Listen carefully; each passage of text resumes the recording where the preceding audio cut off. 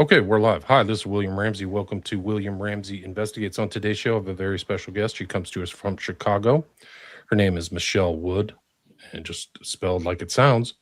She just published a book last week. Full title, if you're watching this on three of my YouTube channels, X or Rumble. Full title is Model Detective, a true story of heels, handcuffs, and homicides. I read through it today. It's really interesting and kind of falls in line with some of the other people I've had. I've had private investigators, I had FBI, ex-FBI agents, and she's an ex-homicide detective. And there's a lot to talk about. She has dedicated over 25 years to law enforcement. As a detective sergeant, she leads a homicide team on the city's west side and investigated thousands of major violent crimes. An FBI certified SWAT hostage and crisis negotiator, as well as a certified police academy instructor.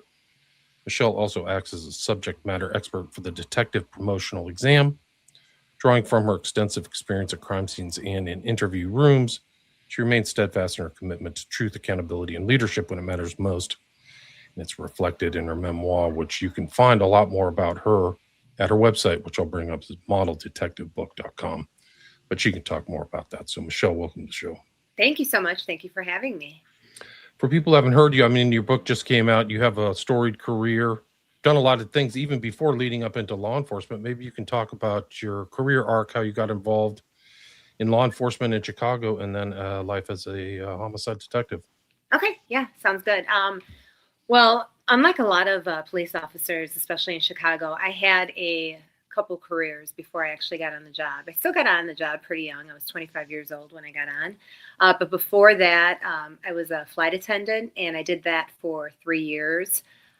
During that time, I also bartended and waitress to make extra cash on the side because flight attendants don't make a lot of money. Back then, they really didn't make a lot of money. Before that, I was in the Army. So I've either had really feminine jobs or really kind of masculine jobs. I went from one extreme to another. I got on the police department in 2001. I actually didn't expect to get on that quickly. I applied during a time of kind of mass hiring. So it only took me 6 months to get on. And I'd heard stories that it takes, 2, 3, even 5, 7 years to get on the job. So I was a little, I don't want to say disappointed, but I'll use the word disappointed that it moved so quickly because I really didn't get to utilize all of the perks that came with being a flight attendant. I usually really didn't have a ton of money. So when I started making a little bit more money, I ended up quitting. I started the police academy in February of 2001.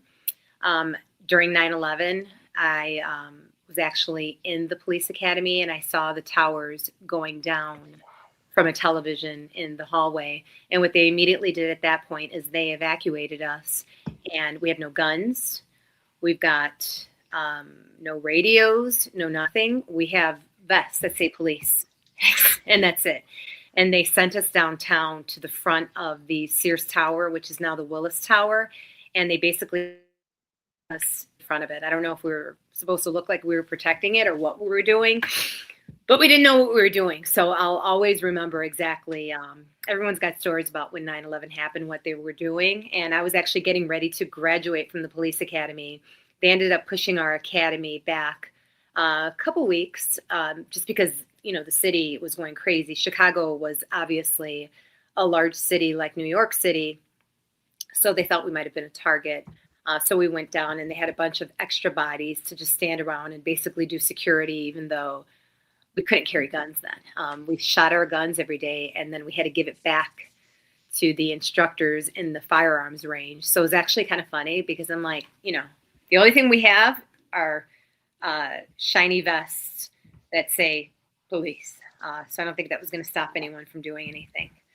But after that, I graduated, and I was with a field training officer for a while who I had some really good field training officers too. One of them, Billy Connors, old time, kind of crabby guy that was definitely not happy to be with me, the flight attendant, and former Hooters waitress. And I think for a while that's what people referred to me as, the Hooters waitress. When they would have us, go around the room and say, hey, what did you do before? And, I'm like, oh, I'm a veteran and I was a flight attendant. And they're like, oh, where else?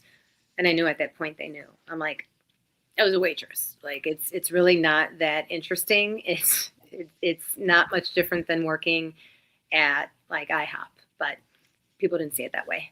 Um, After that, I was kind of flip flopping around. I worked the afternoon watch, which is 3 to 11, and I worked in the Logan Square Humboldt Park neighborhood in Chicago, which is kind of a diverse area, not too far from the area that I grew up in. It was changing at that point. So we still had a lot of gang warfare. And, I probably saw my first murder probably within the first few weeks that I was on the job. I always knew that I wanted to be a homicide detective. But at that point, there was really no one to look up to at that point because I didn't know any female homicide detectives. Most of the homicide detectives that I saw were most old guys, old crabby guys that like smoke cigars and say, hey, we don't want any broads around here. All the type of stuff that you see on TV, that part is definitely true. So that point is where I met my partner, Heather. I'd seen her. She had a little bit more time than I had on the job, and I didn't have a partner. So I would see her. I'm like, oh, I admired this girl. I thought she was cool. She was still girly. She's in the book, and I talk about her. She's kind of like a big, badass Lindsay Lohan. So I saw her. I'm like, okay, this girl's got lip gloss on. She's got mascara, but she's still kind of a badass. So we ended up working together, and then we finally ended up on a car together, which is our assignment. It was me, her, and another guy named Little.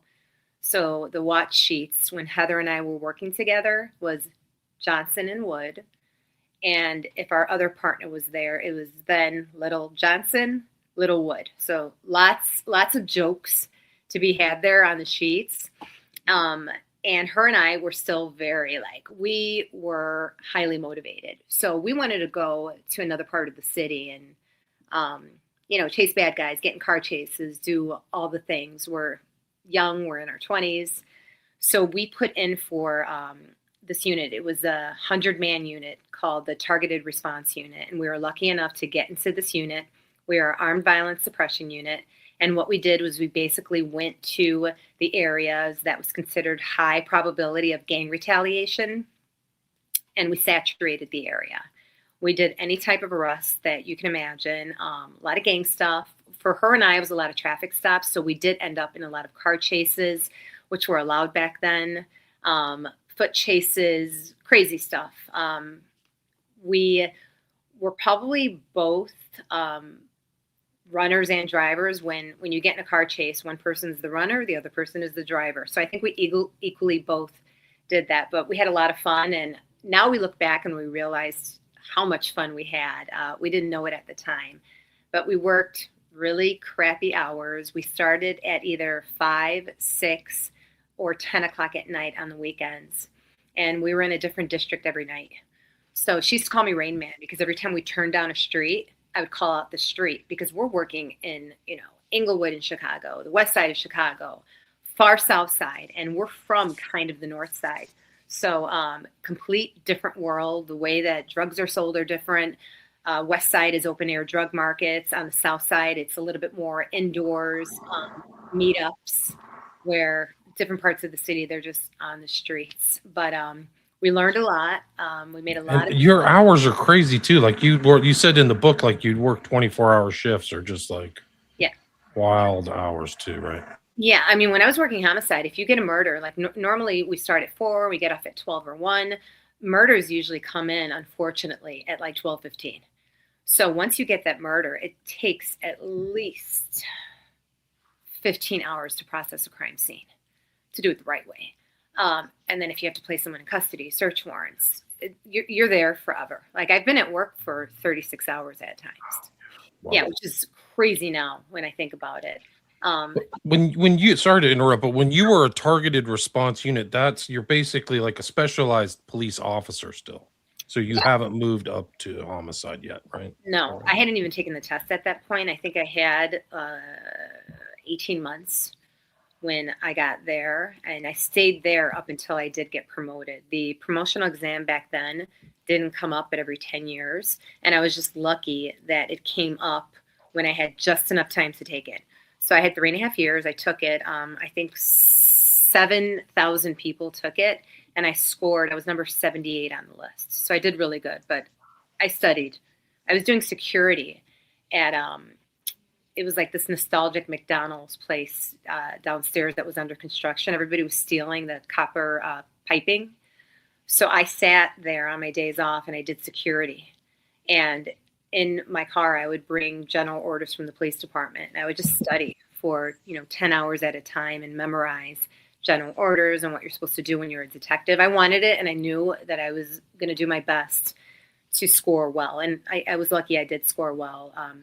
Heather and I stayed in the targeted response unit until I had about 5 years on. And then April of 2006, I was promoted, was one of the youngest and, least amount of time on the job detectives. So even telling someone that you want to work homicide at that point, they kind of laugh at you like, okay, and you're a female. So from there, I was, went back to the academy again. You actually learn a lot of stuff in these academies because you learn about the law, you learn about search warrants, things that we would have never done before, interrogations. My life prepared me for interviews, though, and I realized that I've always been very comfortable doing interviews, but that's because of the jobs I had. So I always tell people, I'm like, you don't realize that little interactions with people in customer service does so well for you with policing. Didn't know it. Right. So you're constantly getting information and seeing if somebody's lying to you or has tells or body language or things like that, right? Yeah, without realizing it. I mean, even looking at people that get on the plane, of course, you're a flight attendant. You want to make sure that no one's going to be up to something dangerous, and even stupid stuff like, someone who's intoxicated getting on a plane. We can't let people on the plane who are intoxicated. So stuff like that, you figure out pretty quickly how to read people and how to pacify people and how to de-escalate things, because you don't want to fight on the airplane either. I mean, and it's happened to me before too. I've had many instances of where I had to throw people off the plane. I had to call the police, but it's just because, I did so many flights too. When I was a flight attendant with Southwest, we used to do what we call the Texas two-step. We'd go like Dallas, Austin, Austin, Houston, Houston, in circles. So you could do 9 flights a day, which means you're, meeting, each flight had 137 people on it. So in a day, you might come in contact with 1,000 different people. So yeah, that was my preparation. Maybe I should start doing that now. I'll be like, okay, we're recruiting former flight attendants. Right. But it is a kind of specialized skill. You talked about real life as in the book and just now real life as opposed to what's in Law and Order on TV. Yes. But this interrogation, talking to people or trying to get information is a crucial component of that job, right? That's why they always show the interrogation room and all that stuff on true crime programs, right? Yeah, and even witnesses, talking to witnesses. Right.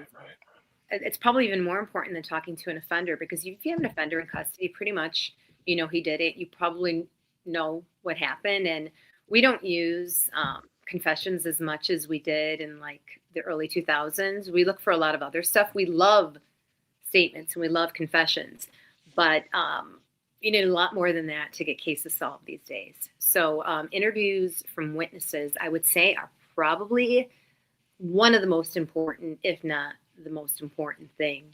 And you got to know how to approach people and talk to people and, give people respect and, let them know that you're going to make sure that they're not in danger if they come forward. So, and I worked in really bad areas.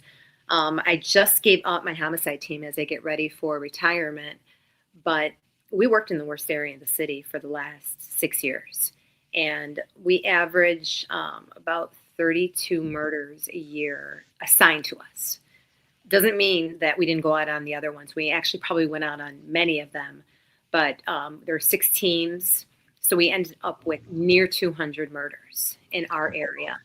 So very, very busy area. Yeah. And a lot of concerns, like a lot of those people who witnesses and that stuff. I mean, if it's a murder, that's like a higher level of potential threat for those people to go through the system too. I assume, to like have to go to court and stuff. Yeah, and I don't want to re-victimize people, and I also don't want to lie to people. Like we used to say when I was a detective, honestly, they never really killed witnesses. They really didn't.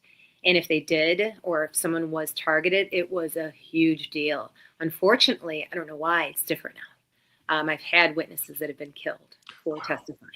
Wow. So I try not to put people in danger, and I try to give people anonymity if I can and try to get the information another way. I still want the info, but I don't like to throw people in the grand jury if I think that their livelihood is at risk.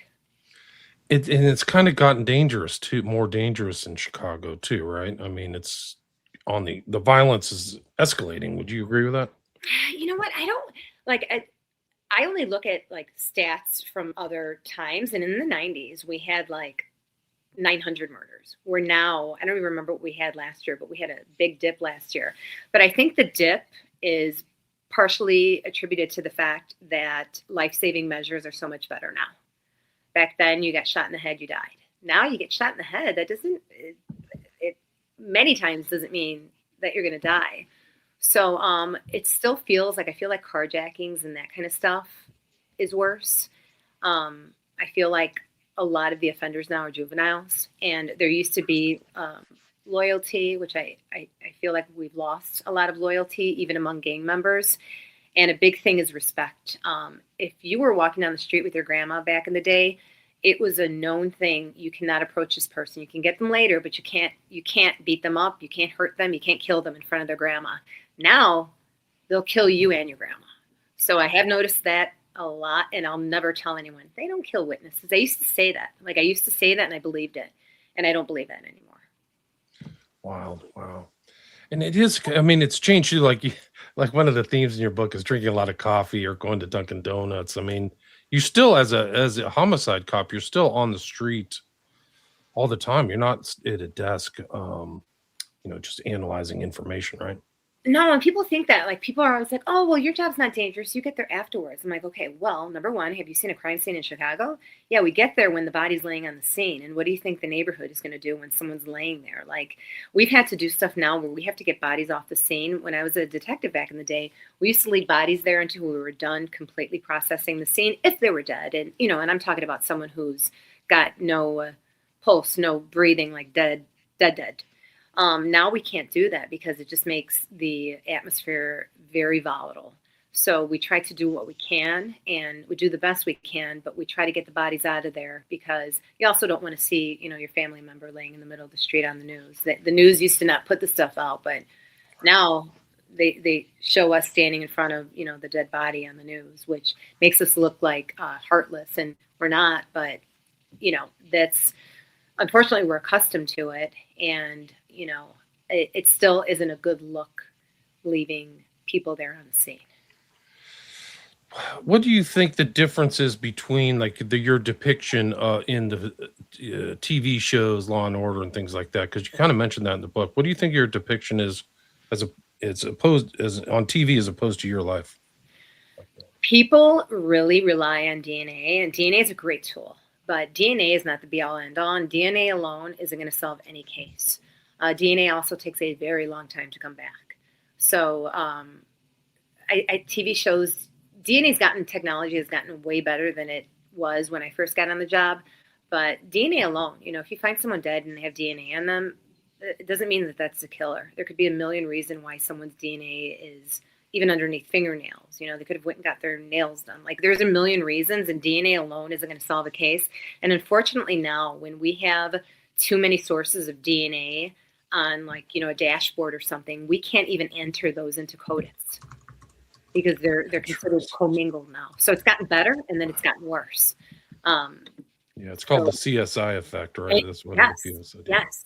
Yes. And then I think Law and Order depicted the relationship between the state's attorneys and the cops in a really good way, because especially when I was a detective, it's changed now because people quit, people get promoted, people, go to the private sector. But we had a crew of state's attorneys that we worked with that trusted us. So if I said I was going to do something like charge this guy today, and I promise I will go pick up, this video, or these phone records will be here in 3 days, and I'll bring them to the office.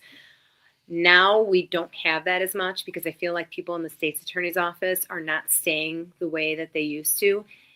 We still have our, good people that we go to, and there's great people that are working there now.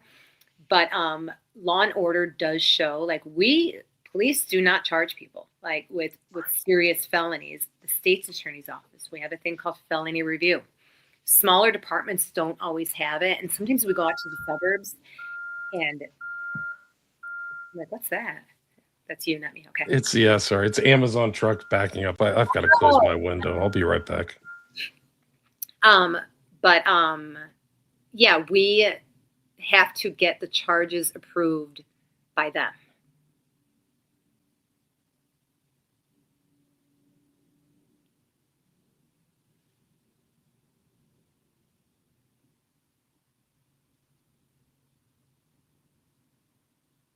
Sorry about that. Okay, no, it's okay. It's always a battle whether I keep the window open or fresh air or noise, and of course it's noise on a Friday afternoon. So yeah, of course.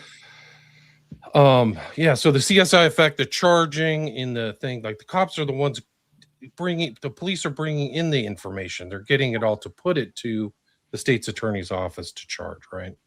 Yeah, I mean, we do all the work. We do all the legwork. Sometimes if you have a really interested state's attorney, they want to come out to the scene to look at it, especially before trial, they'll go out to the scene to look at it. But a lot of times if we have like an interesting case or, I've had all types of crazy cases that, after I submitted my book, I'm like, I forgot about this. I forgot about this. So there's a lot of stuff that I left out. But yeah, there's a million stories. I bet. I mean, that's one of the interesting things is you really see the different side of the human experience, but it also has an effect on you, like a psychological effect or effect on your relationships too, right? It does. And sometimes you say stuff that it just sounds off the wall to regular people. Most of my friends are not the police. I think I'm kind of unique in that way. Most police officers' best friends are police officers. My husband's a police officer, but my best friends are all not police officers. So sometimes I say off the wall stuff, which they're used to by now. I mean, one of my best friends, we've been friends since we were 5. So she's used to me saying stuff, but I try to be cognizant of the things that I say in front of people because I don't think like the way that the social media and the news have just allowed people to see people die. Like, I don't think human beings should have to experience that. It's so traumatic. And I recently came to this epiphany that I had a really bad problem with one case, and I couldn't understand why I couldn't just let it go, and it really bothered me. And I realized that when I arrived on the scene, he was dead, and obviously, he's deceased. And I was a little annoyed that I got the job. I wasn't up for a job. And then it was a taxi cab driver. I looked inside his taxi cab, and he had all this video. So I was able to download the video and watch him seconds before he was killed. And he was watching the Cubs. It was the day the Cubs won the World Series. And I watched it, and he just looked like a nice guy, and he's listening to the radio. And then I saw the offender that came up who ultimately robbed him and killed him. And you could just see he was a nice guy. And I realized I'm like, normal people shouldn't see people die, and detectives shouldn't see people live, because it does something, it screws with your head. It does. Because to me, you're a victim, you're a dead person. When I met you, you're dead, and I'm always going to know you as a dead person. When I see you as a live person, for some reason, that really bothered me. And I didn't know it at the time. Like, my sergeant even came up to me. He's like, "Are you okay?" Because I was watching the video, and he screamed for his life. I had the seconds counted then. I don't remember what it was now, but he screamed for his life, begged for his life for like 15 seconds. And I kept rewinding it and playing it, rewinding it and playing it. And I wasn't listening to it. I probably looked like a psychopath to him. What I was doing is I was watching the background, and I saw 2 guys in the background. The video's a little pixelated though, and I was trying to see what kind of jacket the guy had on. So I'm like, boop, boop, boop, boop, boop, boop. And my sergeant thought I was just listening to it. I'm like, no, I'm trying to get a look at this guy's gait, and looking to see the way that he walked. And I want to see if these 2 guys are together, and I want to see if they were standing with him. And I could see a shadow in the back, and I think someone's in the back. That's what I was doing. But I became obsessed with that case afterwards, because I'm like, oh my God, this poor guy pulled over and wanted to listen to the Cubs play the World Series, just like I wanted to, listen to it on the radio, except he was killed over a few dollars. and I'm lucky enough to be standing here. So I shouldn't be mad that, he ruined my day. I'm like, this guy's dead. So we did solve that case too. That's good. How many homicides do you think you've processed personally in your career? I mean, I've been in the detective division for 20 years. I left for a year and a half when I made sergeant, but I came back. So I don't even know. I mean, I always say hundreds. It might even be more than that, but hundreds. You've seen a lot. All the way. When you are done investigating your case, you're not really done, because if it goes to trial or something like that, you have to go to court and kind of follow through all the way to conviction. Is that right? Yeah, well, if you don't solve the case, it stays with you forever. It stays with you your whole career. You might move on and get promoted, but it's still going to stay under your employee number. Someone else will work on it, though. It'll eventually get reassigned. But if you make an arrest on it, see, when you make an arrest, you have to go to grand jury, and you have to bring the witnesses in and get them locked in. And then you have to go to grand jury and get the case indicted. And then after you get the case indicted, then it's eventually set for trial. You go to you'll have a motion to suppress evidence. You'll have a motion to suppress the arrest because the defense attorneys need to do their job and do all the things. In Chicago, in my experience, cases don't ever go to trial before 3.5, 4 years. Wow. Yeah, usually longer. So by that time, witnesses are dead. Witnesses don't want to come forward. Everyone's over it. They've moved on. So it's tough. And then, if you go and your case falls apart, then you're sued. And I've been, unfortunately, sued many times. I never, everything, I have pride in everything that I've done, and I've done everything that I can do. So I've made mistakes, but never mistakes of arresting the wrong person or anything like that. Everything that I've done, I've never arrested a person that I don't know is guilty. So luckily, I've never been accused of that either. But I mean, we've had people that have been not guilty, and it's not innocent. Not guilty and innocent are not the same thing. Right. Just because someone can't find you guilty beyond a reasonable doubt does not make you innocent. Big difference. Right. They still go through the whole process. And are your standards, you need to have 12 juries all agree that person's guilty, right? In the criminal. Yeah, that's right. Yeah. Wow. So, but you've also gotten other training. I mean, when you become a homicide detective, you're kind of still increasing your skill sets. Like I saw on your website, you have FBI training too, right? Yeah. I always wanted to be a hostage negotiator, and it was one of those things that no one would tell you how they got on the hostage negotiator team, because there's only 20-something people on the team in the city, but you have to be a detective. Pretty much you have to be a homicide detective, and that's only because it's a different skill set to interview so many people. Not that robbery people can't do it. They can, just not all the robbery people. So typically a hostage negotiator is a homicide detective, but we have other ones that are not. I ended up getting the training because I stalked the guy that put the training in, but he told me, he said, well, you can't go out on hostage negotiator jobs because you're a supervisor. I got the training when I was already a supervisor, but we ended up finding out that I was able to start going out on the jobs. So I was trained with the FBI. We did a 40-hour certification, and we have continuing training every year. And that's probably the best training that I've had, or one of the best trainings that I've had on this job. Super interesting to go on those kinds of cases. Were you trained in the city, or did you go to the Quantico to get that training, the hostage negotiation training? No, we did it here at the I think we did it at the FBI building. If not, they came to us. But we work closely with the FBI in Chicago for negotiations. I still go to training with them. Like I've gone to, they'll have like a warehouse that they rent out, and then we'll go in there and we'll use our little like new tools. Like we have this thing called a brink ball, which is basically like a ball that you throw in that you can two-way talk to them.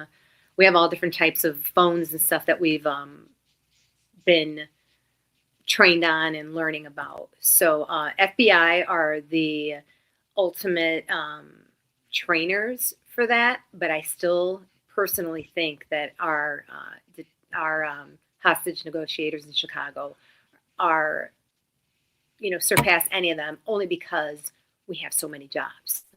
And So there's a lot. You're saying what I'm assuming is that there's a lot of hostage situations in Chicago, even to this day. Is that right? yeah, yeah. Wow. There used to only be like 30, 40 a year, and I think now there's over 100 a year. Wow. So and these are all domestic things, bank robberies, like, or it could be anything, huh? Yeah, domestic is common. Mental health issues. We do what we call surround and call out. We don't like kick doors in or anything. We're attached to the SWAT team.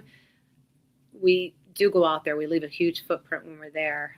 My husband is actually the chief hostage negotiator now. So it's actually funny because when I go out on jobs, he's my boss. Just funny. That's nice. Yeah. We Keep it joke in the all family. the time. Yeah. It's the only time I ever listen to him. But yeah, those The home discussions must be really interesting. we don't talk about police stuff, which is so funny because I'll tell him, I'm like, yeah, I told you about that arrest I made. He's like, no, you didn't. I'm like, forget it. I'll tell you later. Like when you talk about it so much and do it so much, and we just don't talk about it. And he'd be interested in certain things. Like it wouldn't be like, he'd be like, oh, I did that already or whatever. But for whatever reason, we complain more about nonsense. Like I didn't get my coffee today more than talking about jobs.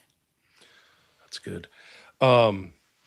You also kind of had golden rules, like because of your experience, you've kind of learned. Do you feel like, I mean, I assume that you kind of went into an all male environment, so you had can you maybe talk about that and also your rules to kind of adapt to that difficult job? Well, you have to have thick skin. When I made detective initially, I started off working special victims unit, which is not SVU, law and order. It's any crimes that are domestic in nature. So it's kind of like baby violent crimes because you get to work rapes and shootings and stabbings, but they're all domestic in nature. So it just gives you a small variety of cases that you work on, but it's a good way to learn how to interview people, how to process a crime scene. But usually when it's domestic in nature, you'll have someone that allows you to come in. You don't have to do a search warrant for things. And I don't want to say easier, but for lack of a better term, it's a little easier than regular cases, just in terms of that type of stuff. Gathering evidence. You still have a live victim that is there to tell you exactly what happened. From there, I went, and there, Pam was one of the girls that I worked with. She had a lot more time on the job than I did, so she kind of taught me how things went. From there, I ended up bidding out of that. I was in the Area 1, which was on the south side of Chicago. I wanted to go somewhere north or west. So I left there, and then I went to the area that I ended up staying in until I made sergeant. And at one point, I was the only female in the building. Wow. Yeah. So when I'd go into the ladies' restroom, it was my restroom. If someone walked in there, I'm like, what are you doing in my room? So I mean, there were no women there, none. And I remember at one point, this girl Maria was promoted to detective, and I was so excited. And I'm like, oh my god, a woman! And I would joke, I'm like, can we do girl talk and like braid each other's hair? I'm like, there's no women here, and I'm with all men all the time, but I definitely have thick skin. I've always had thick skin. You know, I was in the Army, so it's nothing new. But you have to have thick skin. You can't get offended. For a while, they used to call me Invisible Girl because some of the sergeants that were on midnights refused to speak to me. And I don't know if it was out of some kind of weird respect thing, but my one sergeant would be like, Johnny, to my partner. He's like, the only detective here that works. And at one point, we had like no detectives because they weren't hiring new detectives. We had a shortage of police officers. So we'd have like 3 people working the night in a very, very busy area. So I would joke, I'm like, oh, did he not see me again? I'm like, hey, Sarge, wouldn't acknowledge me. So that was my joke then. And everyone referred to me. They're like, where's Invisible Girl? Because I'm like, oh, he didn't see me. He didn't see me. So stuff like that, I didn't care. I'm like, whatever. I mean, certain times I would have to snap on people. And unfortunately, I'd have to take it so high to get the respect, especially when I did make sergeant. Like there's things you can joke around with me, and there's things that I do not allow you to joke around with me. Like I have to make sure that my team and the people around me respect me, because if they don't, other people will see that and take that as, you know, a freebie to disrespect me. So I've always held myself that way.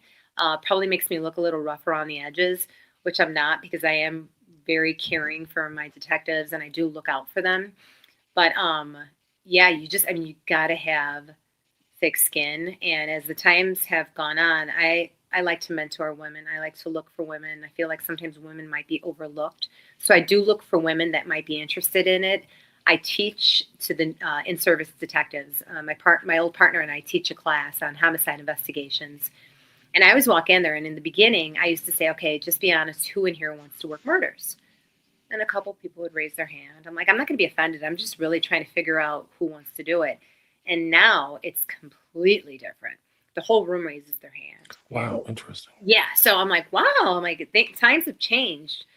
So Because once you become like a detective, you could work different things. You can do fraud or, some of these other maybe less maybe brutal kind of options, right? So it's not you do. I mean, you become a detective. You could do bank robberies, fraud, sexual crimes. yeah, You I have a mean, lot of choices. there's tons of things you can do. Most people will not end up working homicides. I always tell people you should be excited for the homicide detectives that you meet and know that no one gets assigned to homicide. No one. You have to work hard and want to go to homicide. You're not going to accidentally end up there. They're not going to be like, oh, sorry, buddy. I know you wanted robbery, but you're getting homicide. That just doesn't happen. So the people that are there because they want to be there. We don't get paid anymore. So if you're the guy that's working financial crimes and sitting at your desk all day, we're getting paid the exact same thing, other than overtime, obviously, to do two different jobs. But you couldn't pay me enough to do financial crimes. Not my thing. Right. What do you think the male to female ratio is right now in the homicide department in Chicago, generally? On my team that I just left, there's one female on my team. I recruited her. I found her in the academy. I brought her over. I actually even put her in, requested that she become a certified hostage negotiator, which she is. So she's going to be baby Michele because she's only got like 6 or 7 years on the job. But I brought her over, and then we have one other girl who's on another team. So in that area, out of 6 teams, there's 2 teams that have one girl. So if they're 8 times 6 is 48, and there are of the 40-ish people, there's 2 females. That's a lot, though. That's wow. So it's still like less than 10%. Wow. So Yeah. you're kind of are the unicorn in Yeah. to a certain. One of the things that I'm personally interested in is kind of the rise of victim rights. I'm sure you've seen a lot of maybe changes in the decades you've been working. Do you have any thoughts on that? I didn't see it in the book, but it's just like newer things are happening where, sometimes the victims come to courts. Do you have any thoughts on that, or has it impacted your job at all? It has. A big thing with offenders now is they have to get a phone call within 3 hours. And I'm okay with that. Before, you never wanted someone to call their attorney right away because you wanted a chance to talk to them. But I don't care. If people are going to talk, they're going to talk. Like if they call their attorney, sometimes they still talk. So I don't think we need to play games anymore. And I think everything is better if it's transparent. I was so weary of body cameras, and I love body cameras. I love them. I want to wear them when I'm off duty because I've had so many crazy accusations against me that have been unfounded because of body camera. I heard it was like a Streisand effect thing where like, oh, they're going to show that the cops are doing bad. And it turns out the perpetrators of the public are the ones doing it all the time. Generally. If you saw the way people talk to us, you would be horrified. I mean, I walk up to people and I'm like, hey, whatever, FUB, and just the craziness when we're on crime scenes. What are you doing here? You're not going to do anything. You're not going to solve the case. You don't care. I mean, this is constant, and I don't listen to it at all. And usually what it is just people reacting to a volatile situation. And sometimes you have like crowd mentality, they're big and strong because they're with their friends. You catch them on the side. And a lot of times they're like, sorry about that. I was just heated. I was just upset. And I've had people that have even changed in the middle of the crime scene where I'm there. And after a while I'm there and I'll just look at them. I'm like, why are you so mad? And they're like, well, no, I'm sorry. So I like body cams, and I was the first person that was like, oh my God, I don't wear these. Like, people are going to hear me like talking crap, and no, they're great. I love them. I'm going to start wearing one off duty. where do you see yourself going, like, from your career? Are you think you'll like, I mean, how often, like, what's the career arc of the standard person who makes it into homicide? Do they usually retire at 25 years or? They die there. They retire and they die 2 years later. Like, unfortunately, it's a hard life. That's why I'm retiring. I have a 5-year-old daughter, and I want to grow old with her. So I figured out that this is the end of it, because I've been going you know, full speed for basically my whole career. And I left the area so that I can start. I have a couple cases that I need to get rid of, some stuff that I need to do. Like, I have this person who might be a serial killer that I've been talking to, and then I have some other cases that I've been assisting on.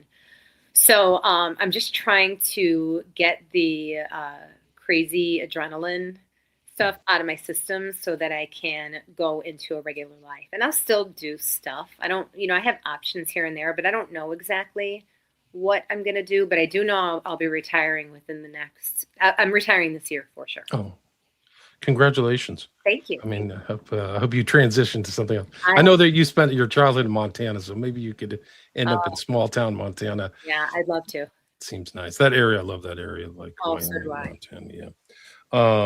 This is your website, so people can reach out to you. It's modeldetectivebook.com, right? And you have like an email. I mean, we barely scratched the surface. There's so much more in your book. People got to check it out. So it just came out, right? It's on Amazon, or yes. Can they buy it through you, or?